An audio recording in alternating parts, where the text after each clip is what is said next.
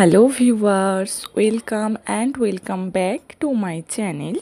আজ আমি আপনাদের সাথে ভারতীয় শাকসা অধিনিয়মের একটি গুরুত্বপূর্ণ ডক্ট্রিন রেস জাস্টে এটি নিয়ে ডিসকাস করব। এটি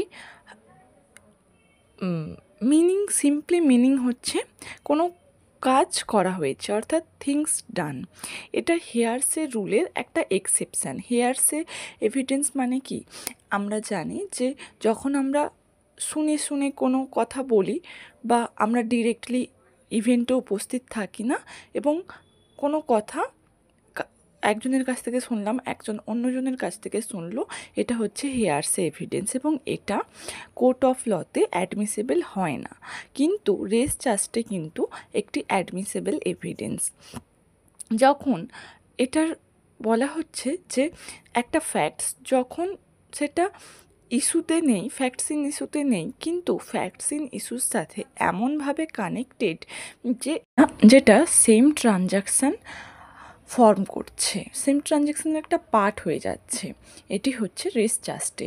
এটি সেকশন 4 অফ ভারতীয় শাকসা অধিনিয়মে ডিসকাস করা হয়েছে।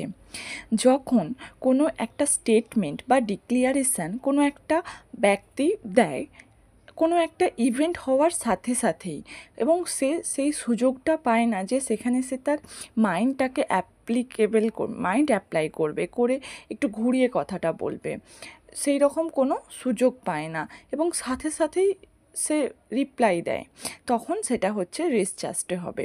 এই স্টেটমেন্টটা ওই ফ্যাক্ট ইন ইস্যুর সাথে কানেক্টেড হতে হবে।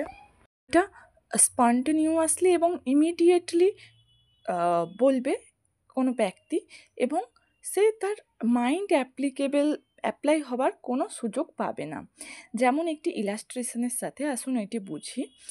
এ অ্যাকিউজড হয়েছে বিকে মার্ডার করার জন্য, এবং ওই মার্ডারের পরে এ বি বা যারা সেখানে দাঁড়িয়েছিল তারা যে সমস্ত স্টেটমেন্ট দেবে একদম ইমিডিয়েটলি, ওটা হবার পরে সেটা কিন্তু পার্ট অফ ট্রানজ্যাকশন হবে এবং এটি রিলিভেন্ট ফ্যাক্ট হিসেবে হবে।